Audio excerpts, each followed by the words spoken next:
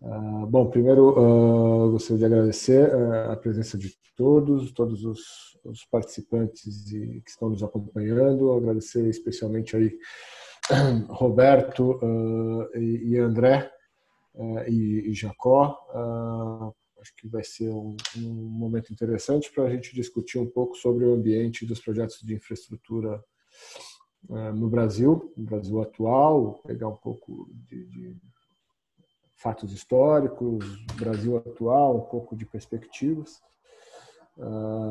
Interessante a gente ter nesse grupo aqui, dentro dessa conversa, atuante, né, no mercado, no ambiente de infraestrutura, que é o André, depois ele vai se apresentar de forma adequada. Termos aqui um representante que pode tecer todos os comentários sobre o arcabouço legal e todas as dificuldades dos marcos regulatórios que regem aí os projetos de infraestrutura. O Jacó, como um especialista em projetos de capital dentro da TEC, com uma grande experiência em acompanhar inúmeros projetos de infraestrutura. E eu estou aqui mais para ajudá-los aí a desenvolver esse bate-papo e acompanhar também os nossos participantes aqui, os nossos ouvintes e quem está nos acompanhando. Com as perguntas que vierem, por favor, fiquem à vontade de nos mandar perguntas. Nós temos o chat, nós temos o Q&A, e eu vou tentando encaixar essas perguntas, tentando encaixar assuntos que possam surgir aí durante o debate.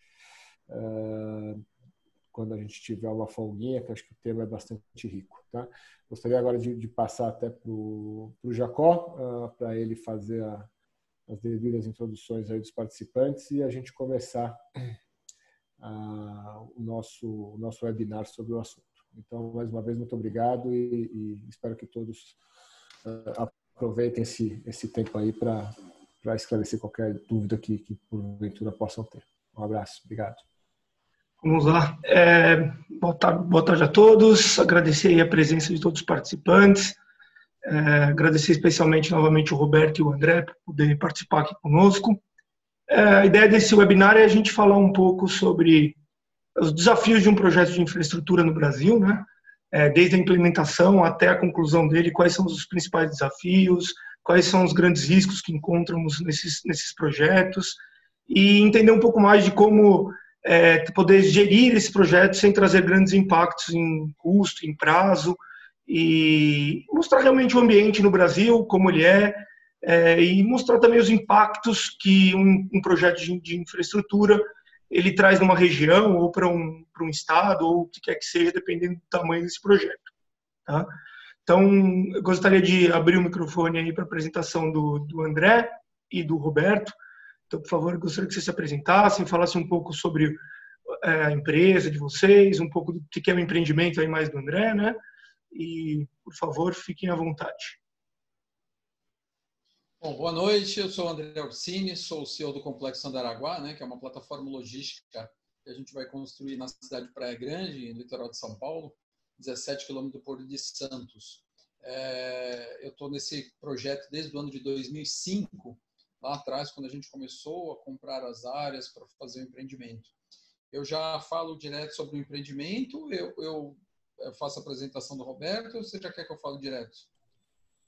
Pode apresentar um pouco o seu histórico até o empreendimento e depois pode ficar à vontade aí para descrever o projeto Andaraguá e daí a gente depois vai interagindo sobre os desafios que você teve aí nesse tempo todo. Bom, beleza. Meu histórico de vida é o seguinte, eu comecei a trabalhar com 11 anos de idade, eu sou oriundo da Baixada Santista, nasci na cidade de Santos, né? E aí, com 11 anos de idade, por uma necessidade de família, eu comecei a trabalhar no ferro velho lá em São Vicente, na cidade de São Vicente, desmontando o carro, que na época a gente não tinha aquelas maquitas, eu tinha que subir em cima do carro e desmontar carro no machado mesmo. Eu trabalhei durante 4 anos no ferro velho e aos 15 anos alguém me levou para a cidade do Guarujá para ser captador de imóveis, aquela pessoa que anda na rua procurando imóvel para vender, né? E a gente começar e aí o corretor comercializar.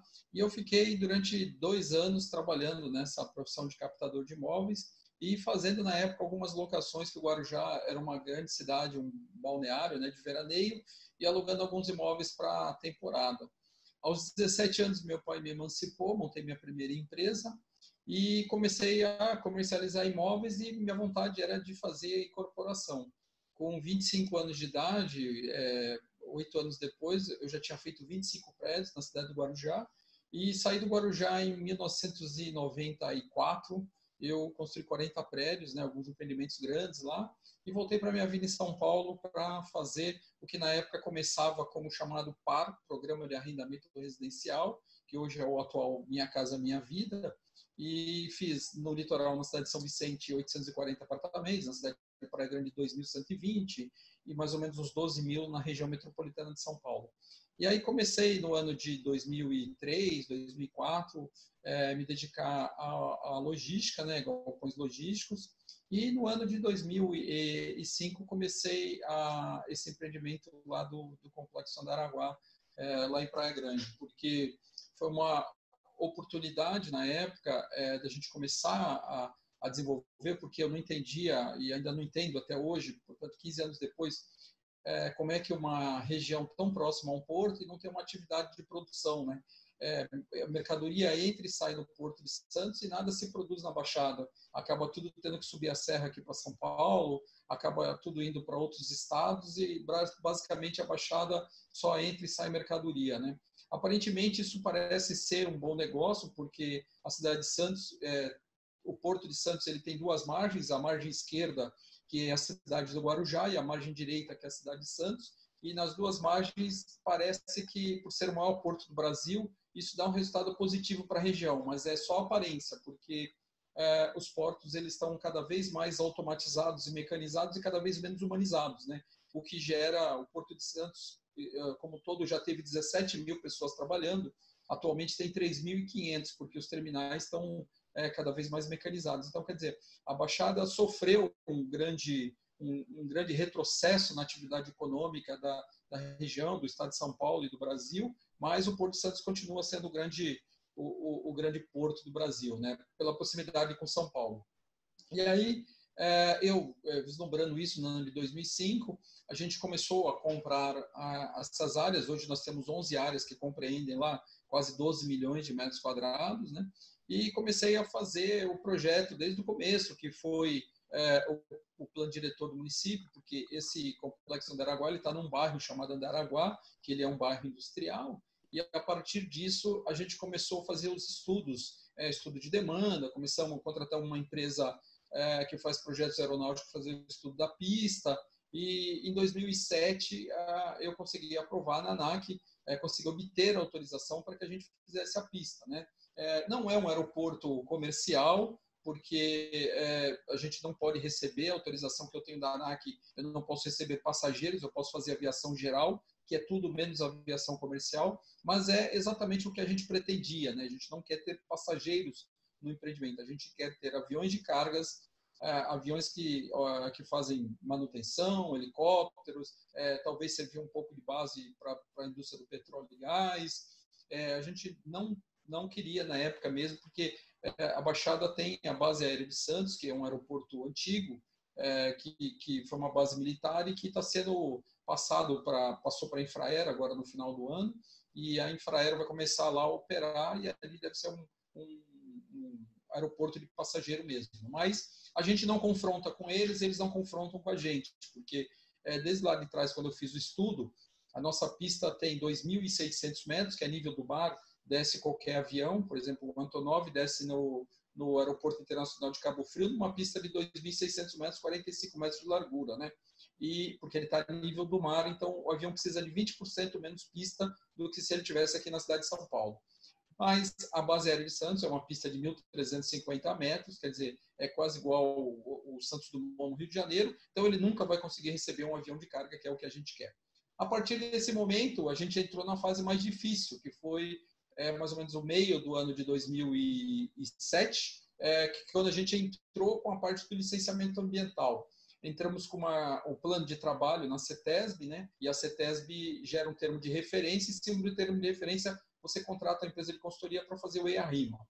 Fizemos o EIA-RIMA, foi um processo longo. No ano de 2014, a gente obteve da CETESB a licença prévia, né? A primeira licença, o licenciamento ambiental composto de 3 licenças. A primeira licença prévia, que ela dá a viabilidade ambiental e ela te dá as condicionantes para você começar a obra. No nosso caso, foram 34. Aí depois você tem a licença de instalação, que é essa que a gente está retirando agora, que é a que te permite efetivamente iniciar a obra. E a licença de operação, quando você conclui o empreendimento, ela te dá a licença para você operar. Quando veio em 26 de novembro de 2014, que a gente conseguiu obter a licença prévia, o governador do estado, que na época era o Geraldo Alckmin, me parabenizou, né, e me avisou: se prepara para o Ministério Público, né? E esse é um dos grandes entraves da infraestrutura no Brasil, porque a gente acaba tendo nossos projetos comprometidos com prazo, com desenvolvimento, em razão de ações que o Ministério Público move, né? Ele moveu uma ação contra a gente, pedindo anulação do empreendimento. Quer dizer, eu, na época, ainda fiquei muito indignado, porque eu falei: eu estou há 6 anos dentro da CETESB, aí, estudando, querendo fazer tudo dentro da lei, fazer tudo que a CETESB me pede, para depois ser questionado numa ação civil pública, né?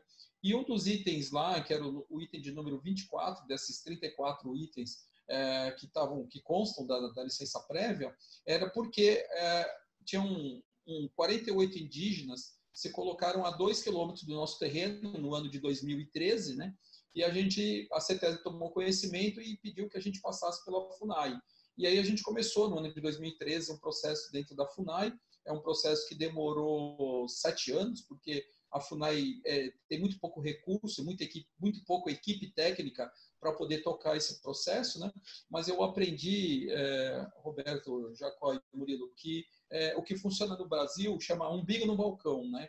Então, eu sou um cara muito persistente, eu ia a Brasília a cada 10 dias, ia à FUNAI e cobrava, realmente. Pra vocês terem uma ideia, teve um ano que a FUNAI, no mês de agosto, não tinha mais recursos para passagem aérea, né? Parece até uma coisa simples, porque o órgão governamental não tem dinheiro para uma passagem. O empreendedor quer fazer um empreendimento de 1 bilhão e 500 milhões de reais, o que ele fala? Eu pago passagem, pago a despesa, hospedagem, tudo. Mas não pode, porque é conflito de interesse, né?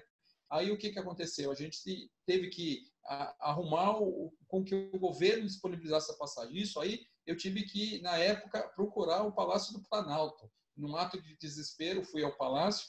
Na época, o presidente era Michel Temer, e expliquei lá no Palácio, não cheguei a falar com o presidente, mas expliquei que o empreendimento que irá gerar 15 mil empregos direto, né, estava parado por razão de 2 passagens aéreas.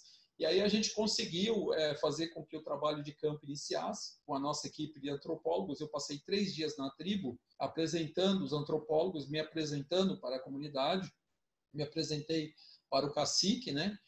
Falei para eles dos impactos que teriam, porque todo empreendimento grande a gente tem consciência, e eu principalmente tenho uma consciência dos impactos, mas a gente também tem as medidas mitigadoras e a gente tem uma responsabilidade não só ambiental, como social, de dar um resultado muito bom para a sociedade. Eu sempre digo que o Andaraguá, o lema dele é compromisso com a vida, né? Porque a gente tem essa integração com a natureza, a gente tem essa integração com a sociedade. Então, a gente fez a apresentação e começamos esse processo do licenciamento ambiental na FUNAI. Concluímos agora, no mês de fevereiro desse ano, com uma reunião lá na tribo também, com a presença, inclusive, do Ministério Público Federal, que depois acabou entrando no processo, e a gente fez um acordo lá, que a gente vai fazer vários programas, inclusive adquirir uma área para esses 48 indígenas de 6 milhões de metros quadrados, que é a área que a FUNAI entende que é satisfatória para 48 indígenas, e isso foi uma das medidas que a gente conseguiu sair satisfatório para poder continuar o processo. Então, assim, hoje a gente está finalizando essa conversa com a CETESB, teve que envolver realmente o secretário de Meio Ambiente, Marcos Penido, uma pessoa que se dedicou muito em cima desse processo para que ele andasse, porque senão não anda, porque é um projeto grande, é inovador, é uma área grande, é o segundo maior licenciamento ambiental de área privada do estado de São Paulo, né? Mas, assim, é um empreendimento de infraestrutura que vai gerar muito emprego. Ele é um divisor de águas na região da Baixada. Para vocês terem uma ideia, o impacto em 20% o produto interno bruto, o PIB de 5 cidades: São Vicente, Praia Grande, Mongaguá, Itaém e Peruíbe, porque a gente realmente vai gerar muito emprego e muito negócio lá dentro, né? Só para falar um pouco o que é o complexo, para encerrar minha fala, não sei se estou dentro do meu tempo, mas o complexo é uma plataforma logística onde a gente tem um modal aéreo, com essa pista que eu falei do aeródromo, o modal rodoviário, o ferroviário, a linha férrea que desce a serra e vai para o Porto de Santos, passa dentro da nossa propriedade, então a gente vai fazer uma pera logística invertida para poder fazer uma ligação ferroviária, e a rodovia a 17 quilômetros do Porto de Santos. A rodovia é uma rodovia dotada de 3 pistas, quer dizer, está uma infraestrutura viária muito boa. A gente está no começo da cidade de Praia Grande, bem na divisa com a cidade de São Vicente, então a gente não tem um impacto do fluxo diário de caminhões e ônibus que vão entrar e sair do empreendimento. Então, sim, é uma plataforma 1.100.000 metros de galpões para empresas logísticas, para empresas de produção, de tecnologia. Aí eu tenho uma torre de hotel com 162 apartamentos, uma torre de escritórios com 232 unidades e um mall embaixo com 87 lojas e um espaço para um centro de convenções e metade uma rede de supermercados, porque o sócio majoritário do projeto é o pessoal do Sonda Supermercados. Eu sou minoritário, eu tenho 20% do projeto, eles têm 80% do projeto. Então, assim, um projeto é concebido, e é um projeto vivo, é importante a gente falar isso, porque não é o mesmo projeto que eu comecei lá atrás, no ano de 2007, porque se a gente olhar um pouco para trás, 13 anos, a gente vai ver que em 2007 a gente não tinha Airbnb, a gente não tinha tantos recursos tecnológicos e tanta coisa no mercado mudou, né? Então, eu digo que até esse projeto ficar totalmente pronto, porque a gente está dividido em 5 fases, a cada fase 2 anos, que também não adianta eu construir 1 milhão de metros de galpões e não ter para quem locar.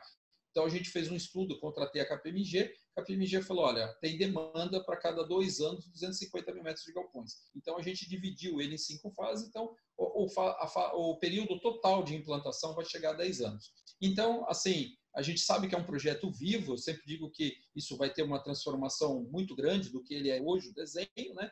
E a gente criou algumas coisas muito bacanas lá dentro. Vou fazer uma fala rápida para não atrapalhar o tempo dos outros, mas a gente criou lá uma fundação, chamada Fundação Andaraguá, porque 5% da nossa área teria que ser área institucional, ou seja, 112 mil metros quadrados ou 11 quarteirões, mais ou menos assim, né? É muita coisa. Aí o que eu fiz? Eu fui lá no Vale do Silício, peguei o mesmo princípio que gerou o Vale do Silício, que são aquelas 3 L's, né? Universidade, recursos e empresas, e aí a gente criou algo semelhante. Então, uma parte da arrecadação de cobrança condominial do complexo vai para a fundação, para que a gente consiga fazer startups, aceleradoras, a gente consiga fazer essa integração com a sociedade. Aquele empreendedor individual, aquele empreendedor vai ter oportunidade de apresentar para a fundação e, de repente, se for eleito, a gente vai formar um conselho disso, ele vem para dentro como um incubado, né? Então, e junto, a gente põe universidades públicas, a ideia é trazer a FATEC e a ETEC e universidade privada de tecnologia, que eu já conversei em Singapura, já conversei com outra na Europa. E também temos um parque da biodiversidade, que é a área de preservação, que é 71% da nossa área, ou seja, quase 8 milhões de metros quadrados, que a gente vai fazer lá uma área de preservação com trilhas guiadas, passeios ecológicos. A gente vai criar aquela figura, para quem tem a minha idade, 50 anos de idade, lembra da figura do Zé Colmeia, o guarda-parque. A gente vai criar o guarda-parque para acompanhar as pessoas nas visitas guiadas, nas trilhas ecológicas e principalmente na educação ambiental. Então, basicamente, o conceito do projeto é esse. Depois, se tiver oportunidade, eu vou falar das dificuldades, né, da infraestrutura, do que a gente vê pela frente, principalmente, né, e do que eu acho que o Brasil, principalmente o estado de São Paulo, precisa melhorar com relação a isso. Legal, legal, André. Obrigado. Acho que todos agora já conhecemos um pouco melhor o projeto até em profundidade. Aproveito, assim, não sei nem se continua sendo uma introdução do Roberto, mas já entrando no tema, porque acho que a gente já passou por uma série de questões, né, para a gente discorrer sobre vários assuntos. Mas, Roberto, primeiro ainda uma breve introdução aí sua, e depois acho que já tem o André já passou por uma série de questões ali que acho que depois a gente desenvolve no assunto junto com todos, assim, processos ambientais, processos políticos, processos de conflitos às vezes de interesses e assim por diante. Então, por favor. Vamos lá. Bom, obrigado, gente, por mais essa oportunidade de participar com vocês aí de webinar, ao Murilo, ao Luiz. Prazer, André, novamente. E, primeiro, parabéns, né, pelo empreendimento, porque isso não é só empreendimento, isso tem que ter perseverança, né? Eu acho que não é nem paciência, é perseverança. Enfim, eu sou Roberto Kochiyama, eu sou um dos sócios aqui da TAG Brasil. Nós somos um escritório de advocacia e consultoria. Nós abarcamos quase a totalidade aqui da parte empresarial, tanto na esfera principalmente tributária, trabalhista previdenciária, civil e a ambiental também. Acho que o André ele deu até um certo caminho aí, falando de todas as dificuldades que ele passou e ainda continua passando, né? Porque, de fato, quando você tem esses empreendimentos de grande porte, o Ministério Público também fica em cima, porque é só a gente ver, por exemplo, o Rodoanel. O Rodoanel há quanto tempo está aí, passando por vários processos, eles ficam de olho, por exemplo, em desapropriações, né? A gente vê que teve casos de corrupção, por isso a obra para. Então, o Ministério Público fica de olho nisso. Tá? Aqui a gente está falando, inclusive, de um ente privado, né, que são vocês, né, o André, os seus sócios, com o ente público também, né? Então, existe também um outro olhar aí do Ministério Público também, então é complicado. A parte da burocracia, vamos falar assim, das licenças, sinceramente, por isso que eu falo que tem que ter perseverança. Não adianta o projeto ser ótimo, né? Não adianta você ter dinheiro para tocar o projeto, não é isso, você está capitalizado. Realmente, é o que o André falou, tem que encostar a barriga no balcão. Os advogados trabalham que nem loucos nisso também, né? E de fato, tem que ter perseverança. A legislação é muito complexa também, de vez em quando uma vírgula muda o que você tem que fazer. Tá até indo entrando um pouco em legislação, mas teve um decreto agora em 5 de junho que o Bolsonaro ele soltou aí no mercado, que também fala dos green bonds, né, para projetos de infraestrutura, que tem a parte ecológica. Eu não sei se o seu projeto, André, exatamente consegue até se enquadrar nisso, né? Então, não sei se é um objeto de estudo aí também por parte de vocês. E me chama a atenção porque você tem essa parte também, né, voltada à tribo indígena, a própria parte de preservação, né, da mata. Eu entendo que acho que o seu projeto não é emissão zero de carbono, mas vocês também devem ter pensado nisso, né? Porque hoje em dia, como a ecologia como um todo, ela está em voga. Então, para você conseguir numa área que teoricamente era mata, né? Você conseguir implementar um projeto desse porte, você tem que ter passado por muita coisa, né?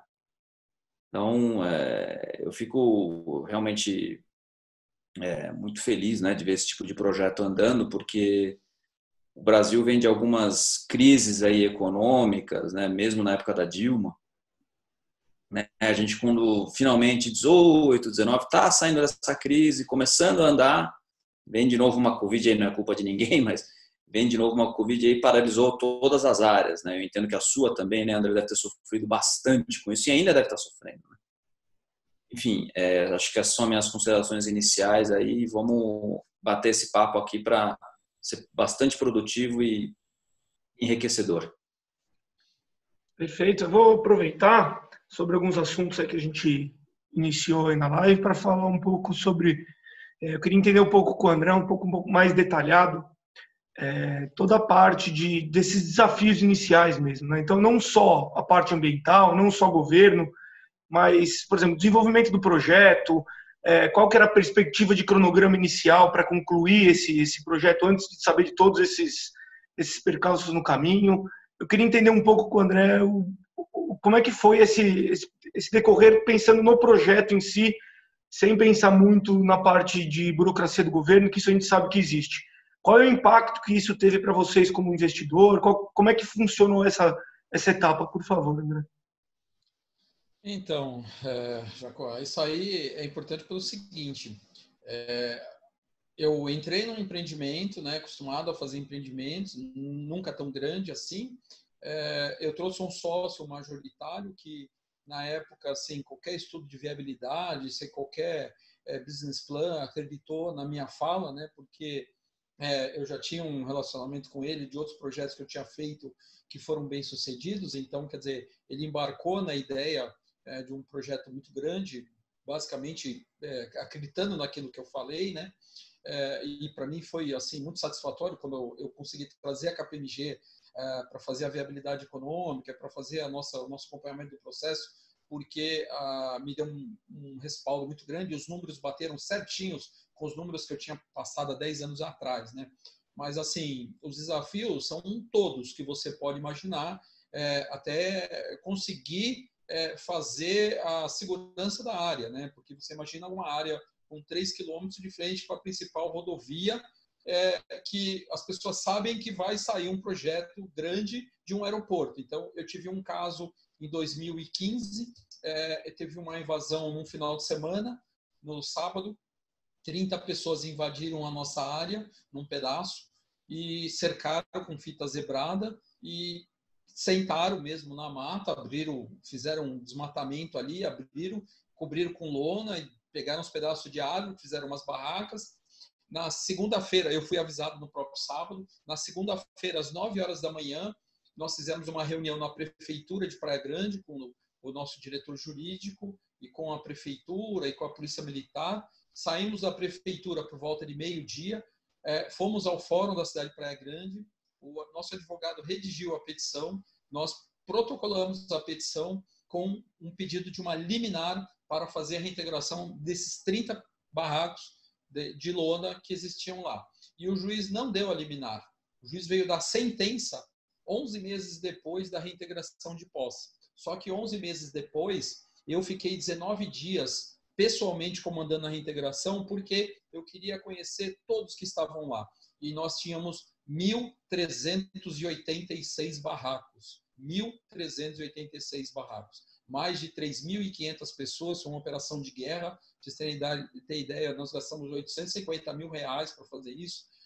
480 homens do batalhão de choque, 2 helicópteros Águias da Polícia Militar, foi fechada a rodovia, foi um confronto de guerra. Eu fiquei durante quase 30 dias usando escolta do Serviço Reservado da Polícia Militar, porque envolvia crime organizado, tinha um líder religioso lá dentro que era um ex-matador, quer dizer, tinha uma série de complicações lá que a gente teve que passar. Mas hoje o Andaraguá é modelo bem sucedido de reintegração de posse na Academia do Barro Branco da Polícia Militar. Por quê? O que fez a diferença para uma operação bem sucedida do tamanho dessa, e foi a maior operação em tamanho de metros quadrados de área que a Polícia Militar já tinha feito no ano de 2016 no estado de São Paulo. Mas o que fez a diferença foi justamente a participação do proprietário do empreendimento. Por quê? Porque nós temos que pagar todas as despesas da reintegração, mudança do invasor, alimentação,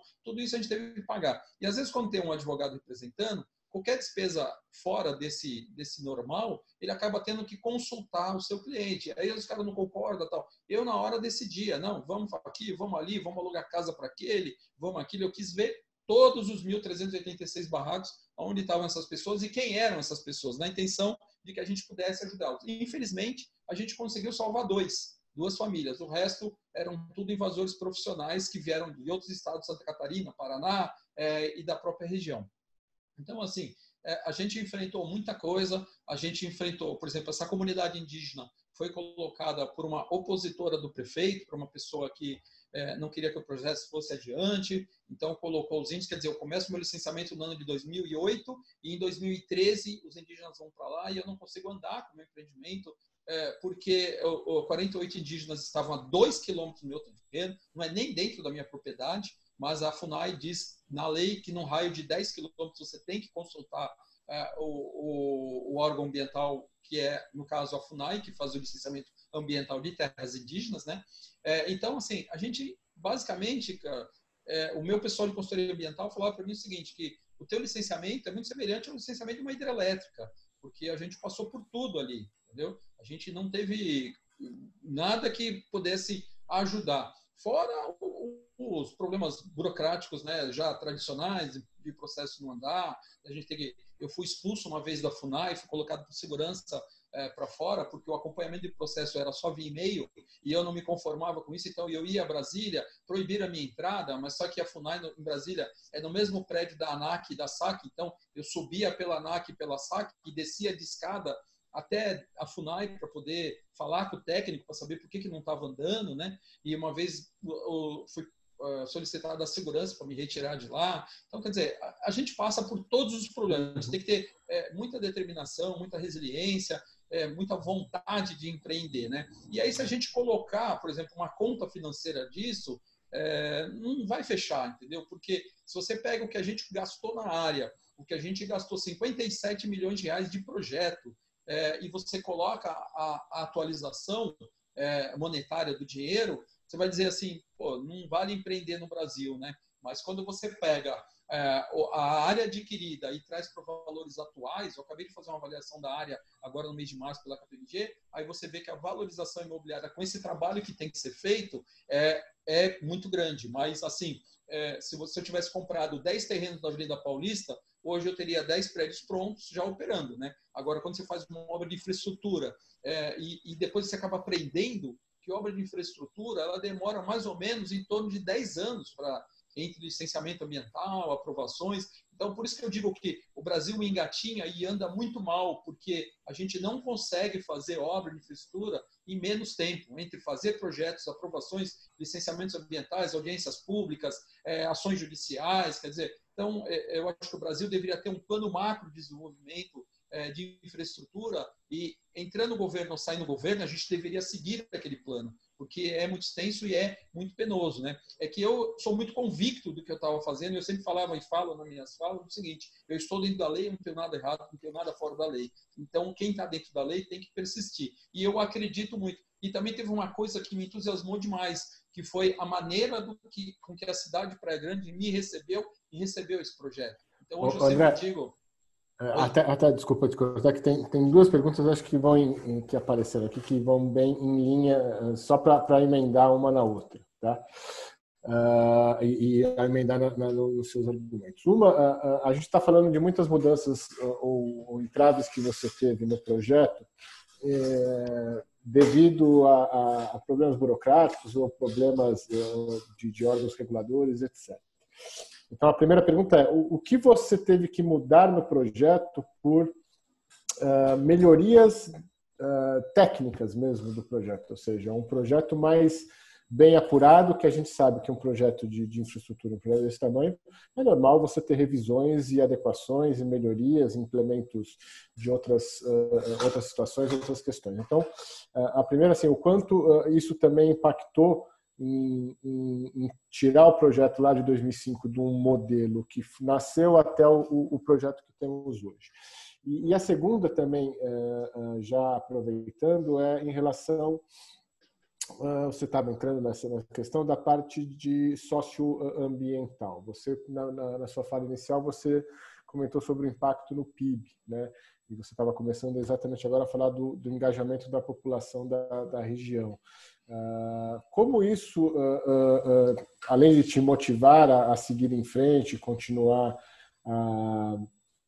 perseverando num projeto desse, o quanto isso é importante para que um projeto de infraestrutura se desenrole no Brasil? Porque a gente sabe também que, às vezes, existem projetos que são mal feitos, existem projetos que esbarram em questões burocráticas, legais, de Ministério Público, e FUNAI, e etc., porque eles estão concebidos de maneira errada, ou eles tentam passar por cima da legislação, e como você mesmo disse, a gente tem que seguir as regras, né? As regras podem ser excessivamente burocráticas ou excessivamente severas com o empreendedor, mas são as regras que nós temos e temos que atendê-las, né? E quando você tem o engajamento da população, porque o projeto reverte para ela benefícios, eu acredito que isso facilita, de certa forma, até politicamente, é óbvio, que o projeto saia do papel mais rápido. Então, essas duas questões. Primeiro, em termos práticos, né, de desenvolvimento de projeto, você falou que contou com consultorias para te ajudar. O quanto isso foi sendo remodelado, assim, ou seja, o projeto nasceu com uma cara e hoje está com outra. O quanto isso também foi modificado e o quanto isso foi melhorado. E outro qual é o impacto social dos dois lados. O que você traz para a população e o que a população traz para você. E obviamente, isso aberto aí para todo mundo participar, Roberto, Jacó, etc. Então, assim, né, desde que a gente fez o primeiro desenho do projeto, eu acredito que nós tivemos em torno de 5 mudanças, né?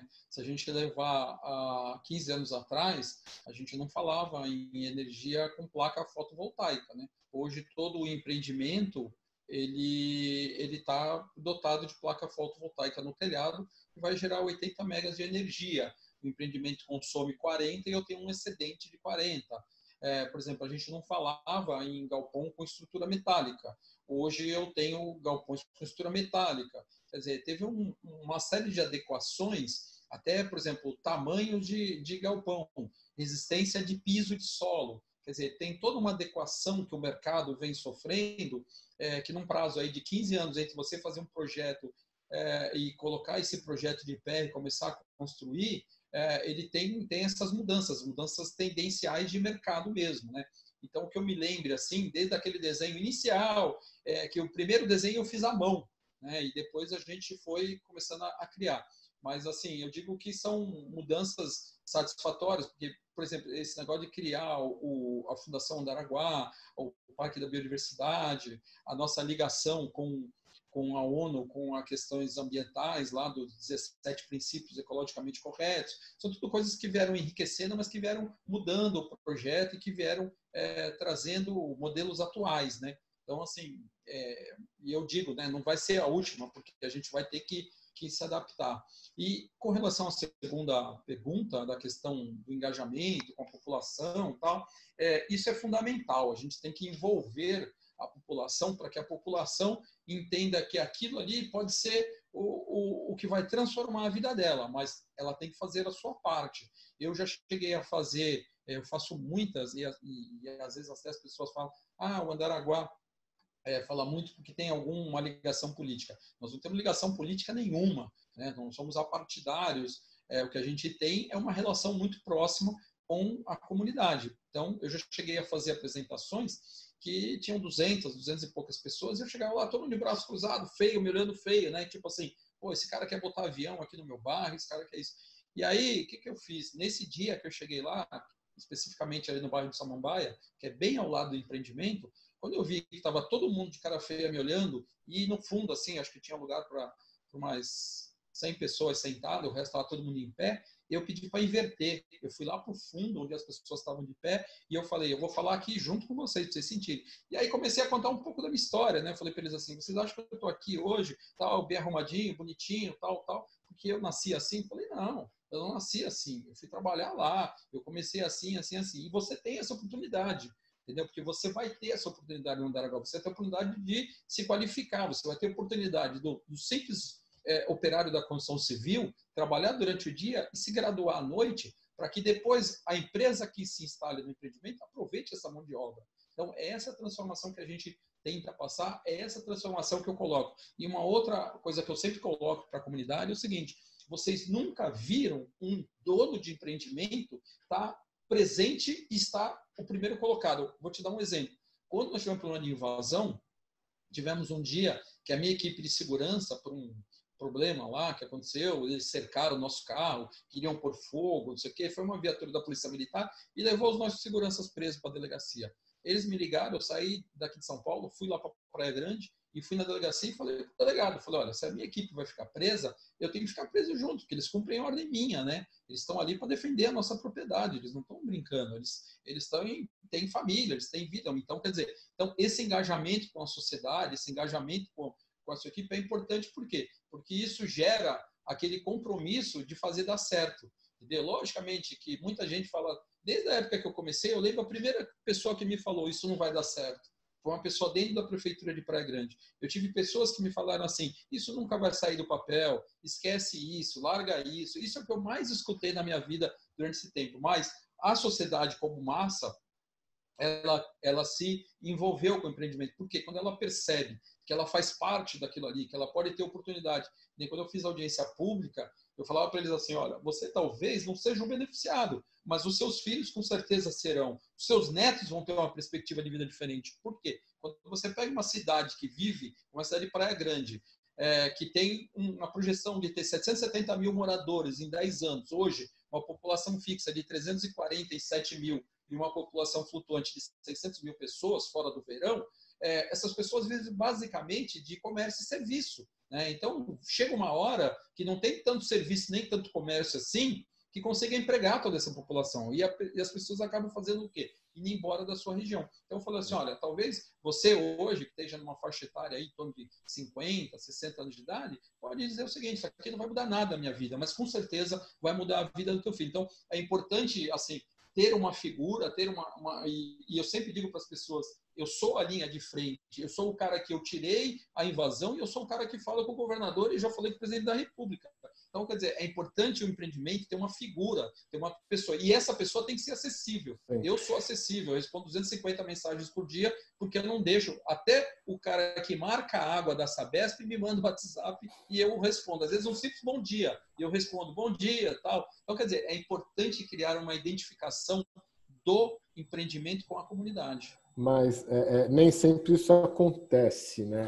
Isso é fato. Às vezes, por dificuldades até logísticas, alguns empreendimentos não estão inseridos numa comunidade, são empreendimentos mais afastados, mais em regiões mais remotas.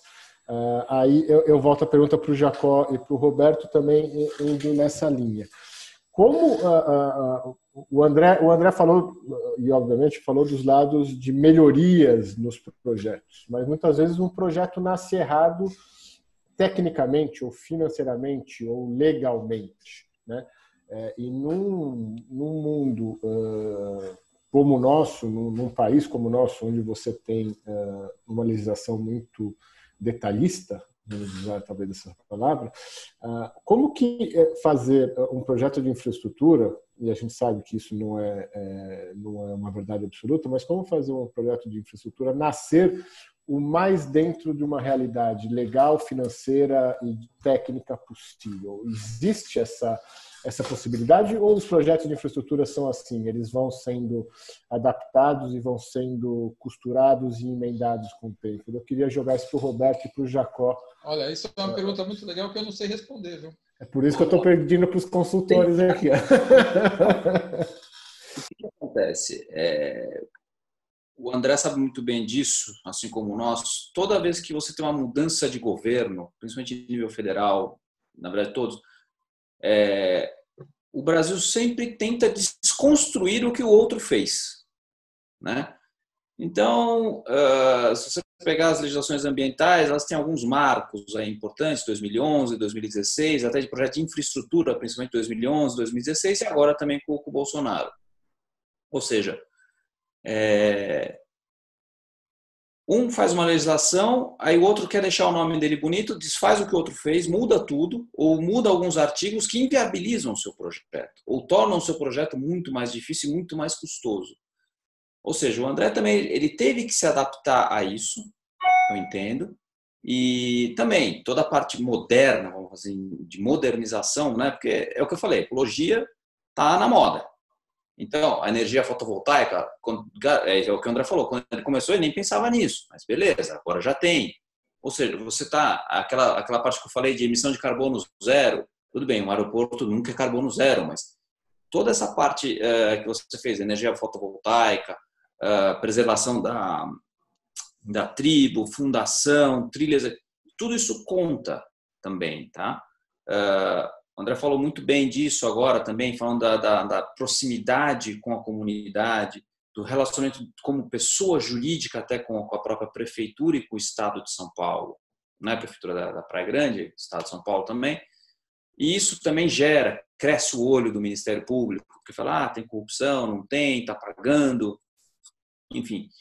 Então, o projeto em si, lógico, ele não leva isso em consideração só essa parte, mas eu acho que o nascedor do projeto, realmente, você tem que estudar, porque você passou, não só por órgão ambiental, que acho que é um dos mais importantes, acho que no seu caso, André, mas você está passando por ANAC, você está passando por outros órgãos aí, FUNAI, que cada um tem suas regras próprias, cada um tem marcos regulatórios próprios, ou seja, você tem que navegar numa legislação extremamente chata, complicada, chata para falar a verdade, né? E muitas vezes mal escrita. Tá? Eu costumo dizer que no emaranhado tributário, principalmente, ela é muito mal escrita. E por isso que gera todo esse contencioso que a gente tem aqui hoje. Tá? E por isso que eu tirei os parabéns, André, porque você teve perseverança e ainda vai ter que ter muita, né? Então, eu acho que o nascedor do projeto, você tem que sempre ter um viés aí, vamos falar assim, não só financeiro, porque financeiramente, quando ele falou, a conta não fecha, ou ela não vai fechar por um bom tempo. Né? E isso eu acho que você tem que levar muito mais em conta essa parte que não é tão diretamente ligada ao negócio, mas a parte ambiental, a parte de retorno à sociedade, né? Porque você não está construindo uma empresa, não é só um empreendimento, você tem todo um retorno à sociedade, porque você tem emprego direto, indireto. Se você pegar, se a gente pensar em Praia Grande, Santos e Guarujá, pelo menos a minha visão, né? Santos é o que parece mais uma cidade mesmo. Ela tem uma vida econômica muito mais ativa do que se você pega o Guarujá, por exemplo. O Guarujá é uma cidade de veraneio, basicamente. A infraestrutura dele, se você vai na época de temporada, falta água. São Vicente, eu já não acho que ela é tão turística, mas ela virou um pouco mais dormitório do que uma cidade mesmo. Né? Apesar de ter os mais de 300 mil habitantes, eu acho que ela está mais próxima à cidade, mais dormitório, porque vive em função de Santos. Guarujá também vive muito em função de Santos, né? Pensando assim. Então, acho que esse retorno à sociedade ele é muito importante. E é o que você falou, André, a pessoa de 60 anos ela fala, bom, isso aqui não vai influenciar em nada na minha vida, mas é isso aí, filhos, netos, as próximas gerações vão ser muito beneficiadas, né? E a região como um todo. Então, é realmente muito interessante o que você falou e eu acho que o projeto ele não pode realmente levar em consideração só o seu projeto, né? A PJ em si. Então, esse retorno à comunidade, acho que ele, no final, ele acaba, não digo facilitando, mas ajudando nas aprovações que você conseguiu aí ao longo do tempo. E Jacó? Falando um pouco da parte de projetos mesmo, a gente tem alguns cenários, no caso como o André já comentou, ele demorou 15 anos aí para chegar onde está, né? Então, essas mudanças de projeto elas se tornam naturais, né? Justamente por tecnologia, por buscar novos desafios aí que apareceram, ele teve que colocar o fotovoltaica e assim foi. Nós temos alguns cenários da parte de infraestrutura, em projetos que efetivamente acontece às vezes uma aprovação relativamente rápida e você não tem tantas alterações de projeto devido a mudanças de tecnologia, mas sim por impactos de efetivamente por às vezes projetos que quando se começa a ser executado eles surgem alguns problemas que no meio do caminho tem que ser alterado, diversos problemas de realmente da parte de confronto entre empreiteiras que estão atuando no mesmo local, que acaba descobrindo algum defeito na parte de projeto que você tem que ajustar. Então, os projetos de infraestrutura por si só, eles sofrem, sim, bastante alterações. O que a gente tem que tentar controlar é, na implementação do projeto, a gente conseguir desenhar a melhor forma possível para a gente ter as alterações que ocorrerem durante o período de execução, eles serem alterações que não impactam diretamente ou em grande quantidade o caixa e também o prazo, né? Então, tudo isso a gente tem que controlar para a gente ter um projeto assertivo no final. Então, até aproveitando, Roberto e André, eu queria entender com vocês dessa parte de riscos. Vamos pensar, tirando a parte inicial, aí, de toda a parte de aprovação, quais são os riscos que vocês enxergam, tanto jurídico como os riscos de execução aí que hoje você enxerga, André, para projetos dessa dimensão depois das aprovações aí ambientais e governamentais? Então, Jacó, os riscos eles vão ser presentes, né? Eu digo sempre o seguinte: esse licenciamento ambiental do Andaraguá é um licenciamento que ele é ad eterno, né? Ele enquanto tiver empreendimento, enquanto ali funcionar, aquilo ali vai ser a vida toda, né? E os riscos vêm juntos porque a gente tem atualizações de algumas medidas judiciais ambientais que a gente vai ter que estar se adequando, né? Então isso aí ele é um risco. Por exemplo, agora com o caso da pandemia, poderia ter mudado o caso, por exemplo, das lajes corporativas. Hoje tem uma questão, será que vão diminuir, será que não vão? Quer dizer, diminuir a ocupação, né? Será que vão, será que não vão? Quer dizer, tem o risco do negócio em si, porque é um empreendimento que concentra 1.100.000 metros de galpões. Então, quer dizer, esses riscos futuros que a gente vai enfrentar, por exemplo, por que eu envolvo tanto os jovens no projeto? Por que eu gosto tanto de ir nas FATECs e nas escolas de tecnologia fazer palestra? Por que tantos jovens já fizeram o seu TCC, o seu termo de conclusão de curso, baseado no Andaraguá? Porque eu faço uma interação muito grande com o jovem, porque a gente sabe que daqui 6 anos, 2 anos, muitas profissões hoje não vão existir mais, né? Então, vai ser sempre importante a gente ter essa visão dos próximos anos, porque a gente vai ter que adequar o empreendimento, né? O empreendimento é um empreendimento grande, um empreendimento que ele vai estar ali fomentando emprego, ele vai estar ali desenvolvendo. Quer dizer, o que não pode acontecer num empreendimento como esse é ficar um negócio velho. Vou dar um exemplo para vocês, que a gente tem lá na Baixada Santista. Quando eu era criança, 45 anos atrás, digamos assim, 43 anos atrás, existia um negócio na Baixada que chamava-se COSIPA, Companhia Siderúrgica Paulista, que hoje é a Usiminas, né? Eu lembro que a Baixada Santista em si, os 9 municípios, tinham orgulho de ter a COSIPA em Cubatão.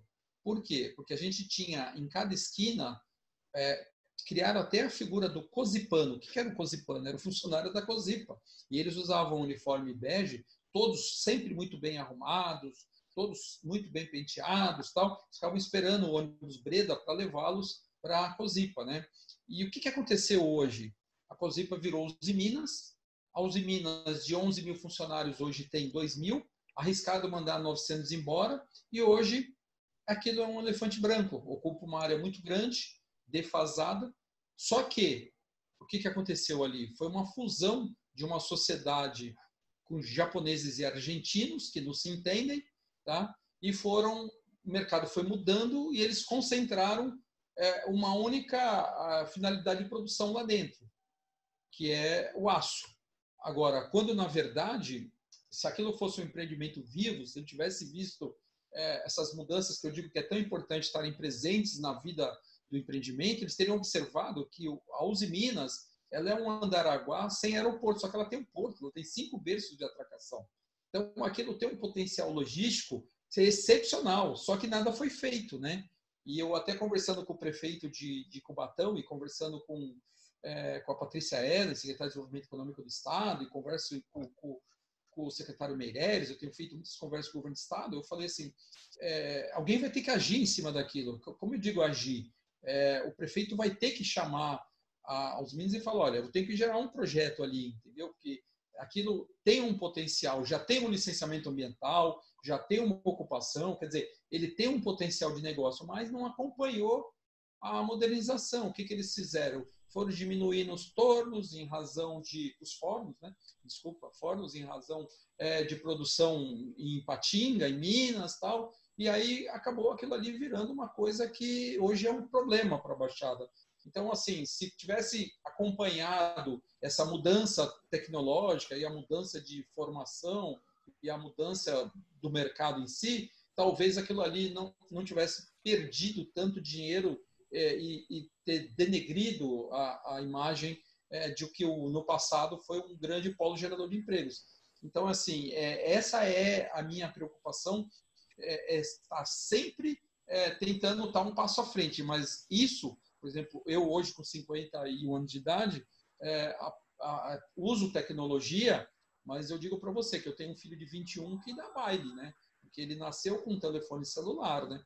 Então ele faz coisas com o telefone dele que eu não sei fazer, mas assim, nós temos uma diferença de 30 anos, quer dizer, e eu ainda me considero uma pessoa tecnológica. Eu comprei meu primeiro notebook em 1986, meu primeiro fax em 1984, eu tinha impressora portátil para o meu notebook, quer dizer, eu me considero uma pessoa que acompanha a tecnologia, mas a gente sabe que as gerações, vocês mesmos que são mais jovens do que eu, vocês têm uma capacidade muito mais rápida do que eu. Então, por isso eu criei esse negócio da fundação e eu criei essa necessidade dessa integração com os jovens e com a sociedade, porque a gente tem que estar sempre percebendo aquilo que vai acontecer 3, 4, 5 anos para frente. E está sempre tentando manter o empreendimento com essa tendência. Para quê? Para que ele se torne um produto desejável, né? Aquilo ali tem que ser uma coisa que as pessoas falem, pô, eu quero estar ali, né? Minha empresa quer estar ali, a minha empresa quer fazer parte daquilo, porque aquilo é sucesso, né? Nesse sentido, rapidamente, só aqui tem uma pergunta que está bem nesse tema, que faz até uma referência ao Porto de Açu, em São João da Barra, né? Que hoje tem atraído muitas empresas para a região. Você já tem parceiros desenhados, empresas que já estão no pipeline, né? Isso fica à vontade de obviamente, abrir nomes ou não, que já estão ali, você falou do seu sócio, que é o Grupo Sono, um grupo tradicional de varejo, mas empresas para ocupar os seus espaços. Você falou que a KPMG fez um estudo agora me fugiu aqui, de X galpões ou X metros por ano, né? Você já tem isso? Como que você está fazendo isso? Como está sendo a comercialização? Ou seja, como isso vai se transformar em dinheiro, né, propriamente dito, além do desenvolvimento imobiliário da área? Então, Murilo, é uma pergunta interessante, né? Porque é o seguinte, eu vou dividir ela em duas partes, né? A primeira, se o Andaraguá ele já está trazendo um desenvolvimento para a cidade. Tá, porque da época que eu comecei o empreendimento, a cidade de Praia Grande era uma cidade de praia, que tem 22,5 km de extensão, que tinha uma característica totalmente balneária de se passar o final de semana. Hoje, Praia Grande é uma cidade que cresce acima da média nacional, o segundo maior ponto turístico visitado no Brasil, né, de turistas que visitam praias. E, assim, você anda pela cidade, você vê que é completamente diferente. Por exemplo, as grandes empresas que procuraram o centro de distribuição na Baixada foram para Praia Grande. E algumas coisas aconteceram que são coisas que acabam dando certo, que, por exemplo, os 3 cabos que dão a volta no globo terrestre entram por Praia Grande. O último deles feito no Google agora em setembro de 2018, desculpa. Então, quer dizer, ela é uma cidade que ela criou uma vocação tecnológica a partir do momento que ela recebeu um empreendimento que se propõe a ser tecnológico, entendeu? Aí você pega hoje 347 mil moradores fixos e 110 mil imóveis de veraneio, né? E no verão ela chega a uma população de 1,5 milhão. Só que hoje, nós estamos no dia 16 de julho, estamos no mês de férias, vai. Então vamos falar junho ou agosto. Você pega o que Praia Grande arrecada de lixo e você divide por 0,400 gramas, que é o que a gente gera de lixo por dia, você vai ver que ela é uma cidade de 600 mil pessoas. Por quê? Muitas pessoas passam por ali, né? Aí você vai me perguntar, mas por que as pessoas passam por Praia Grande, né? Porque Praia Grande tem uma característica interessante. Eu digo que Praia Grande, quando eu comecei a fazer minhas falas lá atrás, eu falo, Praia Grande é a ponta do eixo do Mercosul. Porque dali eu ligo com a BR-116, com a BR-101 e eu vou embora para a Argentina, Uruguai, Paraguai, para todo o sul do Brasil. Então, quer dizer, tem 500 caminhões que passam na minha porta hoje que descem ou que saem do Porto de Santos e vão em direção a outros países via rodoviária que já tem essa tendência. Então, houve essa transformação em razão disso, né? E aí, a questão da comercialização do empreendimento. Uma coisa que a gente fez, que eu acho que ajudou muito, e aí o Roberto vai me falar se eu estou certo ou estou errado, foi o seguinte: eu sempre coloquei de uma forma pública que a gente não estava nunca comercializando nada. Por quê?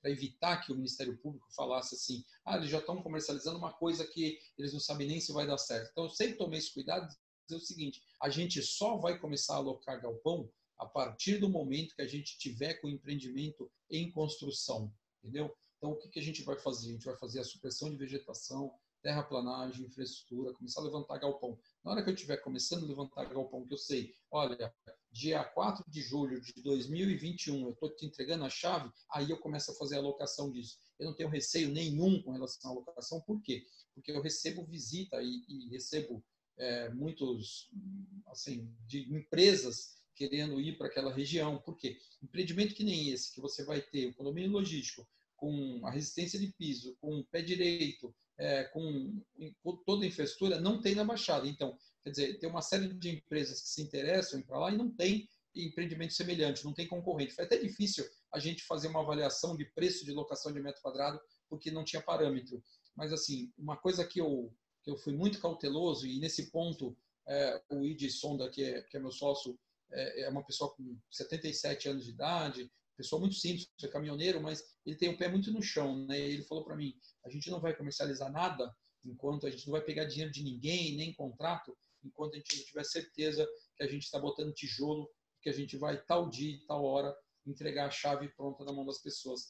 Então, eu sempre tomei muito esse cuidado. Por quê? Porque eu lembro, há uns anos atrás, eu nem imaginava ir para Praia Grande, e lançaram um empreendimento lá em Itaém, que era um tal Parque da Xuxa, né? E aí venderam vários títulos e tal. E tudo isso eles fizeram em cima de uma licença prévia, eles não tinham licença de instalação. E aí o que aconteceu? O Ministério Público entrou e acabou o licenciamento ambiental deles, porque eles estavam comercializando antes da licença de instalação. Então, eu sou muito cauteloso com relação a isso. Eu sempre tento assim, me colocar junto com os órgãos licenciadores, órgãos públicos. Por quê?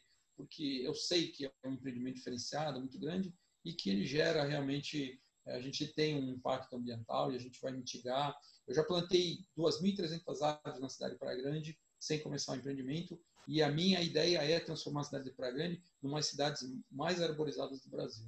Roberto? O que acontece? De fato, apenas pelo simples fato do porte do seu investimento, né, do seu empreendimento, ele já chama a atenção, né? Aí a gente está falando do ente privado, que tem que lidar com N entes públicos. Isso também, o que isso na cabeça, vamos dizer assim, do Ministério Público pode acontecer? Poxa, está liberando dinheiro para todo mundo, né? Porque então o Ministério Público realmente ele faz isso, ele tem essa função de fiscalizar, né? Ele não é um fiscal, mas ele tem a função de zelar por tudo isso, né? Então, acho que não à toa você já teve várias visitas aí deles e, de fato, se você está dentro da lei, não existe corrupção, dificilmente ele vai conseguir ou ele vai querer atrapalhar o seu empreendimento, né? Mas, até por interesses políticos, muitas vezes você pode ser atrapalhado, porque é o que você falou, né? Quando você estava lá com a tribo, foi uma pessoa da oposição do prefeito, que não tem nada a ver com você, foi lá e conseguiu te atrapalhar, conseguiu te atrasar, vamos falar assim. Então, ou seja, você tem, apesar de você estar levando todo um desenvolvimento econômico, geração de empregos, retorno à sociedade com tecnologia, com escola, enfim, toda essa parte que você está fazendo, o que acontece? O prefeito de um partido tem uma oposição que também está interessado em estragar a gestão deste prefeito. E aí muda o prefeito, é outro partido, é outro interesse, né? Então, tudo isso faz com que o Ministério Público haja, né? Porque um prefeito ele pode ter te dado uma isenção de IPTU, pode ter dado isenção de ISS por certo tempo, ou diferimento, porque você tem um projeto que vai trazer muito dinheiro e muita prosperidade, né? Muito desenvolvimento para a região. Então, o Ministério Público também fica de olho nisso. E, além disso, então, ele tem esses benefícios, vamos dizer assim, fiscais, né? Por um tempo. Você tem os federais, que aí é mais tranquilo, né? São mais regulamentados, mas tudo isso faz com que o Ministério Público, naturalmente, ele já fique de olho no seu empreendimento. Eu acho que você não tem nem como escapar disso, né? Eu tenho essa consciência e não tenho preocupação com relação a isso. E daí a importância, voltando naquela outra pergunta, de o projeto nascer nascer bem feito é meio redundância, mas nascer com todas as preocupações, e às vezes a gente vê projetos que são oportunísticos, né? Ou seja, eles tentam atropelar a legislação, atropelar todas as condições que devem ser respeitadas justamente por algum outro tipo de interesse, né? Mesmo essa parte do projeto, quando a gente faz cálculos, né? Você tem a parte tributária, óbvio, porque ela é um custo altíssimo. Então, por exemplo, tem que ver qual é o formato da empresa, se vai ser uma SPE, se a SPE vai ter que ser capital aberto, se ela vai ter que emitir debêntures, né? E porque exatamente esses projetos de infraestrutura, eles são muito intensos em capital, né? Eles têm uma necessidade de capital muito intensa. Então, você precisa levantar dinheiro, você precisa ter investidor. Bom, então a sua SPE vai emitir debêntures, SSE, eu vejo que vocês são mais CA já, né? Então, tem toda essa regulamentação, até para você conseguir benefícios federais, né? Porque depois tudo isso, todo empreendimento depois de pronto, rodando, vamos dizer assim, né? Todo já com as empresas lá, com parceiros, enfim, ele tem que gerar os dividendos para todo mundo. É isso que eu ia falar. Tudo isso tem que virar TIR no final. Eu queria fazer uma pergunta para o Jacó, porque assim, eu vejo que, pegando o gancho do Andaraguá vai entrar numa fase agora exatamente de obras, né? Ou seja, de engenharia civil. Certo, né, André? Acho que está caminhando para isso. E a gente falou muito dos percalços de um projeto até esse momento, ou seja, até aquela famosa pedra fundamental, né, que antigamente tinha os políticos que inauguravam pedra fundamental, né? Não sei se ainda tem hoje em dia, mas antes tinha, né? O cara punha lá o primeiro tijolo da obra. Essa é uma fase, obviamente, que por mais que já tenha se gastado muito dinheiro até aqui, é uma fase que começa a comprometer um caixa de uma maneira bastante importante, né? Porque você justamente vai para a parte de engenharia.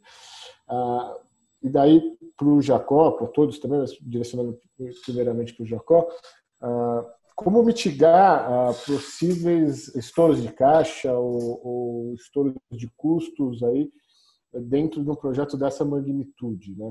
Quais são os pontos de atenção que o empresário, que o empreendedor deve ter para não incorrer num custo excessivo, em pleitos futuros, em problemas, dentro dessa parte que ele já passou tantos problemas, né?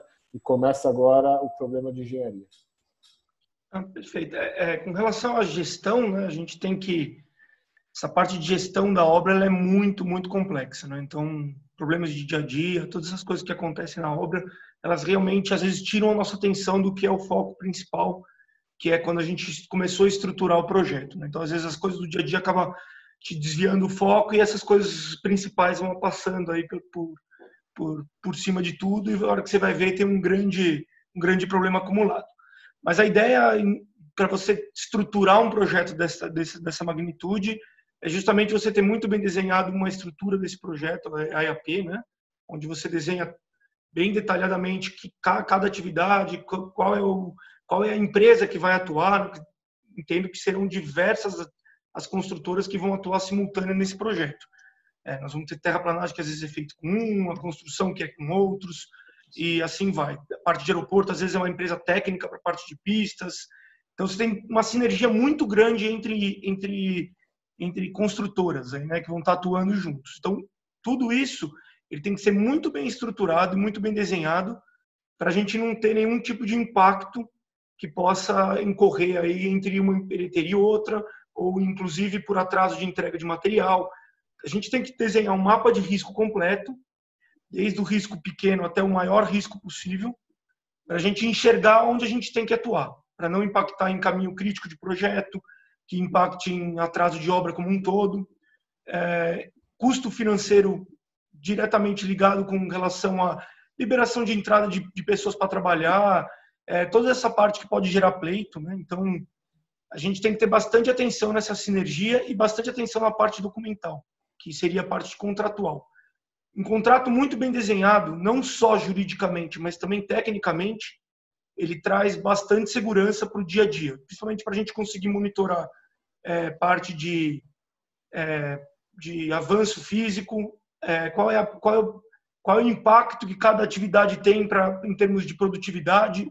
Então, se a gente tem um contrato muito bem desenhado, nessa empresa que vai executar, fornecer todos esses números e abriu qual que é a execução, qual que é a produtividade, a gente consegue trazer isso para a realidade da obra e consegue ir mapeando se essa produtividade está sendo alcançada, o que está impactando. Então, tudo isso, esse início de obra, eu diria que é o mais importante para a gente ter um acerto final aí na parte de custo e prazo.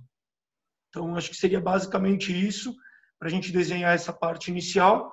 E aí, justamente, já tinha até perguntado para o Roberto, eu aproveito, quais são as dificuldades dessa parte jurídica inicial, quando a gente, que na verdade a gente teria que mesclar justamente a parte de leis e como proteger o empreendedor, mas também ter toda a parte de técnica envolvida dentro dos contratos. E ao André, eu gostaria de entender como é que ele está planejando essa etapa agora, como é que está sendo feito esse desenho para a construção. Os contratos que você tem com os seus fornecedores, na verdade, né, com as construtoras, sejam elas por especialidade, o que acontece? Eles têm, primeiro, previsão de medição da obra, né? Você tem que ter, até porque você tem que ter na sua empresa, você tem todo o reflexo contábil disso, tá? Porque você tem que contabilizar, porque como projeto de longo prazo, né? Então, você tem toda a contabilização em relação ao andamento de obra, quem quer que comece a obra, seja o aeroporto, seja o galpão, não importa. Você tem que ter as obrigações, as penalidades, porque muitas vezes até a própria construtora não tem culpa do que pode acontecer. Pode acontecer um desastre natural, a gente não sabe, né? Então, o contrato ele tem que tentar prever, né, da melhor forma possível essas intempéries aí que acontecem no meio do caminho, né? Até porque mesmo uma construtora, no final, ela lida com pessoas, né? Então, você tem atraso porque o cara invadiu o seu terreno, você tem atraso porque o Ministério Público quis embargar a sua obra, né? Então, esse pré-licenciamento, ou licenciamento da obra também, acho que é uma coisa muito importante, até porque ela vai conseguir dar uma tranquilidade para o empreendedor, para a obra poder transcorrer, vamos dizer assim, da forma mais tranquila possível. Óbvio, problemas inerentes a uma obra vão acontecer, acidentes de trabalho vão ocorrer. Isso aí não importa se você tem licença ou não tem, né? Então, eu entendo que essa parte contratual ela tem que amarrar principalmente essas obrigações que o fornecedor, né? Quando eu digo fornecedor, é a construtora, enfim, todas essas empresas têm com a própria Andaraguá, né? Então, eu tenho como penalizá-los, vamos dizer assim, com não pagamento de uma parcela ou até multas, enfim. Toda essa parte legal, essa parte contratual, ela amarra tudo isso, né? Lógico, acho que nesse caso você está lidando com me corrija se eu estiver errado, André, com diversas construtoras, não é uma construtora, né? Dá a impressão que é quase um consórcio, né, de empresas, de construtora, porque você tem várias especialidades aí no meio. E, de fato, você gerenciar contratualmente todas é uma tarefa hercúlea, eu diria. É sim, Roberto, você tem desde a fase inicial, vou te dar um exemplo, supressão de vegetação, que é a primeira coisa que entra ali. Parece ser uma coisa muito simples, a supressão de vegetação, mas não é. Por exemplo, você tem uma empresa de consultoria que você contrata, que eles fazem o afugentamento da flora. Aí você tem uma empresa que você contrata que faz os resgates de germoplasma e cuida da fauna.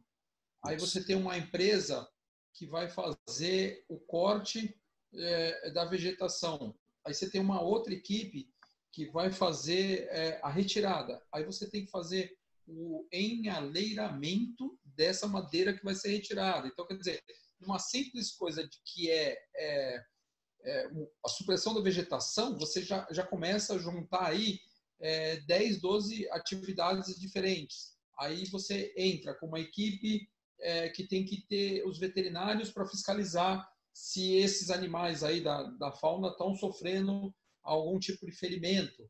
Aí você tem que ter os biólogos, aí você tem que ter os engenheiros florestais, você tem a equipe da topografia que está lá demarcando aquilo que pode ser cortado e aquilo que não pode ser cortado, que tem que fazer transposição para o outro lado do rio, né? A nossa área tem um rio que divide para o outro lado do rio, e você tem aquela vegetação que você não pode cortar, que é uma vegetação natural, de cachetal, floresta paludosa, tal, que a legislação não permite. Então, assim, é uma série deles. É que, assim, eu sempre disse e digo para todos que eu tive mais nesse empreendimento foi tempo para planejar, né?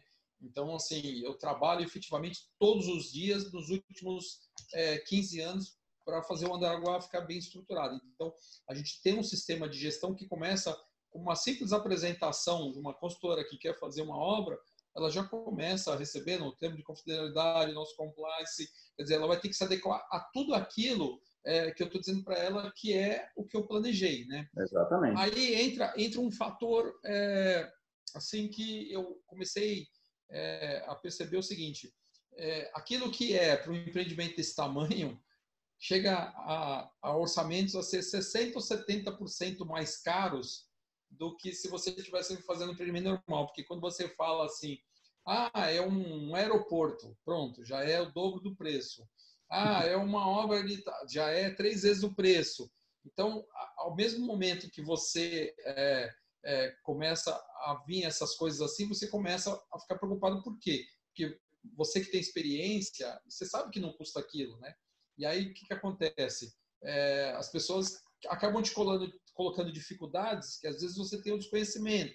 Então, principalmente na área ambiental. Eu tenho uma consultoria que eu, por exemplo, às vezes o cara coloca 4 equipes com tanto os profissionais atende. O outro fala, não, eu preciso de 14 equipes. Quer dizer, vem números muito diferentes. Vou te dar um exemplo. Quando eu estava fazendo o licenciamento, a CETESB me pediu para fazer um estudo com uma empresa que mede o vento, que mede empresa de atmosfera, né? Previsão de chuva, me fugiu o nome agora. E eu tive orçamentos de estudo de R$110 mil e eu tive orçamento de estudo de R$16 mil. Por quê? Porque era uma empresa que falou, os caras vão construir um aeroporto próximo do Porto de Santos, com 1 milhão de metros de galpão, pumba. E aí eu peguei esse orçamento de R$16 mil e quando eu fui ver, era exatamente o mesmo profissional que ia assinar o de R$110 mil, entendeu? Porque ele era uma empresa em São Paulo que ia contratar uma pessoa da região que tinha aquele equipamento atmosférico para medir velocidade de vento, quantidade de chuva e tal. E eles fizeram a cotação, quer dizer, e deram um valor de R$110 mil. E a outra empresa também fez a cotação e cobrou R$16 mil. Então, quer dizer, você começa a ter várias diferenças. O que você tem que fazer aquilo que eu tomo muito cuidado, é fazer a empresa seguir os padrões Andaraguá de ser, entendeu? Por exemplo, eu não permito que ninguém entre sem os equipamentos de segurança, eu não permito que ninguém entre sabendo que a gente tem uma preocupação muito grande com relação ao meio ambiente, então tem que assinar uma declaração. Por exemplo, toda a equipe que fez o trabalho de antropologia perante aos índios assinou uma declaração civil e criminal de que eles não poderiam nem fornecer água ou sequer algo comestível para os índios. Por quê? Porque amanhã ou depois um índio fica doente, trouxeram aqui uma bolacha de chocolate que me fez mal. Então, infelizmente, hoje a gente vive num mundo que a gente é processado por tudo, né? Então, a equipe assinou para mí um termo de responsabilidade civil e criminal de que eles não forneceriam nada para os índios, entendeu? Inclusive, a FUNAI nos pediu que nesses dias de trabalho, eu fiquei 3 dias lá e 2 noites, que a gente fornecesse alimentação para eles. O que eu fiz? Eu chamei o cacique e falei para ele o seguinte: quanto você cobra para fazer alimentação? Eu cobro tanto. Aí eu dei o dinheiro para o cacique, ele comprou os alimentos e eles mesmos fizeram os alimentos deles, para não ter esse problema de dizer, o cara trouxe uma maçã, a maçã estava podre. Então, quer dizer, o que a gente tenta fazer é seguir a risca, né? A gente sabe que vai escapar a coisa, porque é muito grande. Você tem uma ideia, quando eu chego lá no terreno, eu vejo aqueles 3 km de frente para a rodovia, 2,5 km para dentro, quer dizer, é gigante, né? O negócio. E aí a gente sabe que alguma coisa vai escapar, mas logicamente que eu tentei fechar de todas as maneiras e cercar de todas as maneiras para que a gente siga, no mínimo, o padrão de qualidade de Aranaguá, que talvez não seja o melhor, mas eu acho que vai ser eficiente, mas que a gente vai estar aprendendo com esses parceiros que vão vir para o projeto. E de fato você vai ter empresas que eles vão crescer os olhos, vamos dizer assim, né? Aeroporto, pô, dá para cobrar um montão aqui, né? Então também tem que passar por escolher bem a empresa. E o contrato realmente é o que você falou. Olha, você tem que na verdade o contrato é você que vai estipular as regras, né? Olha, Roberto, para você ter uma ideia, lá atrás, quando eu comecei a fazer o custo de implantação da pista, eu tive orçamento de 1 bilhão e eu tive orçamento de 200 milhões. Então. Entendeu? Porque a mesma empreiteira que faz serviço para o governo federal, que eram as grandes na época, foi antes da Lava Jato, então o Odebrecht, Camargo Correia, todos aqueles lá vieram conversar com a gente. E aí os caras me davam preço, eu falava, isso não é preço de obra privada, isso é preço de obra do governo. Então, eu tinha orçamento de 1 bilhão e eu tenho orçamento de 200 milhões na pista. Então, por isso a importância da equalização, né, de propostas, para a gente poder entender o que está acontecendo em cada uma das realidades aí. Fazer licitações, etc. Gente, só desculpa assim, ser chato aqui, mas a gente ficaria... Acho que a gente ficaria aqui bastante tempo ainda conversando, acho que tem muita coisa para explorar, e o André é uma fonte viva de 15 anos de empreendedorismo no setor de infraestrutura no Brasil. Então, acho que depois a gente pode fazer outras ou bater papos e visitar o complexo quando isso for mais for possível em termos Estão todos convidados quando de quiserem. Pandemia. Mas a gente já está com 1h20 e pouco aí de evento, e daí também acho que começa a saturar a todos. De novo, acho que tem assunto para dar e vender aqui, mas queria aí eu agradecer a todos e pedir aí o encerramento da parte de cada um. Fiquem à vontade aí para as suas considerações finais, e de novo agradecer principalmente ao Roberto e ao André pelo tempo, pela agenda da gente bater esse papo e também colocar a TERC à disposição aí também do André para qualquer demanda que venha a surgir, e também dos nossos participantes aí externos, para qualquer dúvida, qualquer questão que não foi respondida, fiquem à vontade de mandar ainda no Q&A aqui, que ainda dá tempo, depois a gente tenta endereçar ao Luiz, ao Roberto, ao André, e podemos responder depois individualmente para vocês. E qualquer outra questão também estamos à disposição de todos. Tá bom? Obrigado. Peço aí a gentileza para cada um aí fazer suas considerações, e acho que foi muito bom e um prazer bater esse papo com vocês. Bem, Murilo, eu agradeço o convite, agradeço Jacó, Roberto, pela atenção aí, por ele ter conversado, é muito bom, né? Eu acho sempre enriquecedor. Esse é um tema que, infraestrutura é um tema que eu aprendi a amar, e eu acho que o Brasil sofre muito por não ter pessoas dedicadas à infraestrutura no Brasil. Eu só queria responder, o Rony fez uma pergunta lá com relação se a gente espelhou em algum projeto do exterior. Eu digo que começou com o conceito de aeroporto indústria americano, e aí a gente deu uma incrementada no projeto, mas na época, sim, era um conceito de aeroporto indústria americano. Então, eu fico à disposição quando vocês me convidarem, seja para outros temas aí, para a gente aprofundar. Se quiserem visitar o Andaraguá, levo vocês lá. Esse é um projeto que eu tenho muito orgulho, estou há 15 anos trabalhando nisso. Eu acho que, como o Roberto falou, é uma transformação da sociedade. Isso, para mim, é muito importante, porque eu tenho isso acima de qualquer coisa, é o nosso compromisso com a sociedade. Então, eu só agradecer vocês aí, fico à disposição quando vocês quiserem me convidar mais algumas vezes, tenho o maior prazer, tá? Obrigado, prazer conhecer todos. Bom, primeiro, obrigado de novo, Murilo, Jacó, prazer em conhecê-lo, André também, e também, o nosso escritório está à sua disposição, André, para a gente conversar, tirar alguma dúvida, trocar alguma ideia, assim como com a TERC, né? A gente sempre faz isso. E também, se tiver alguma pergunta mais específica também dos participantes, por favor, enviem para a gente. E, André, com certeza a gente vai tomar um café aí, viu? À vontade, só me ligar, marcar. Vai ser muito interessante. Tá ótimo. Perfeito. Queria também agradecer, aí acho que foi bastante produtivo para a gente enxergar como funciona a parte de infraestrutura aí no Brasil, né? As dificuldades, os desafios. Então, queria agradecer também o Roberto e o André pela participação. E é isso, boa noite. Obrigado, Murilo, também por ter mediado aí. E acho que é isso. Muito obrigado a todos por participar. Obrigado, então. Obrigado a todos. Um abraço, boa noite. E cuidem-se, né? Porque ainda estamos aí no meio de uma situação meio estranha, digamos assim. Um abraço. Parabéns, André. Obrigado, Roberto. Tchau, tchau. Tchau, tchau.